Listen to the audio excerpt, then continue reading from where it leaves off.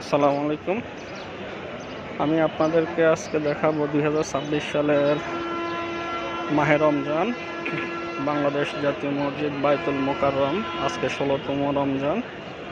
16তম রমজানে আজকে দেখাবো, এটা হচ্ছে বায়তুল মোকাররমের দক্ষিণ পাশের যে গেটটি, সেই গেট দেখতেই পাচ্ছেন।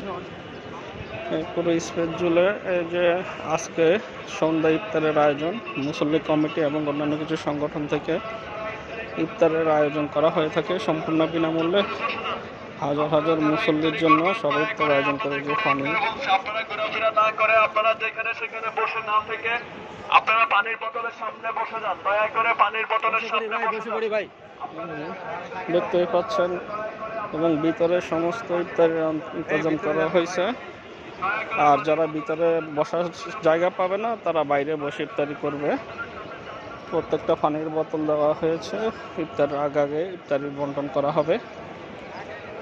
শত শত মুসল্লি কিছুক্ষণ পরে চলে আসবে, এখনো সময় হয়নি, কিন্তু অন্যান্য সময় জায়গা পাওয়া যায় না।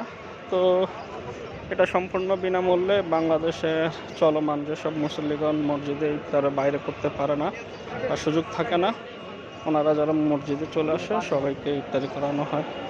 এই যে দেখতেই পাচ্ছেন সামনে যে ইফতারি সরঞ্জামগুলো রাখা আছে, এটা হচ্ছে বাইরের ইফতারির জন্য। ভিতরের ইফতারিটা দেখাচ্ছি আপনাদেরকে। ভিতরের ইফতারিটা দেখতে হলে সাথেই থাকুন আমার সাথে। এখান দিয়ে গিয়ে পূর্ব পাশের যে কনফারেন্স হলটা আছে, পূর্ব পাশের বায়তুল মোকাররম মসজিদের পূর্ব পাশের যে কনফারেন্স হলটা আছে, এটা হচ্ছে অজুখানা।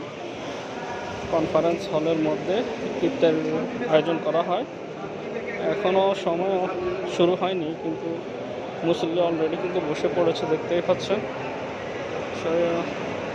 এই যে মুসল্লি কালো পর্দার ওই পাশেও ইফতারির ব্যবস্থা আছে, সেম এরকমই দুই খণ্ড করা হয়েছে, দেখতেই পাচ্ছেন। এই যে ইফতারের প্লেটগুলো সাজানো হয়েছে। তো এইভাবে আসলে আপনারা যারা দূর দূরান্তে থাকেন বা গুলিস্তান মতো কোনো কাজে আসছেন বা ইফতারি করার ব্যবস্থা নাই, সবাই বায়তুল মোকাররমে চলে আসবেন। পুরো মাস জুড়ে ইফতারির ব্যবস্থা করা হয়। ধন্যবাদ।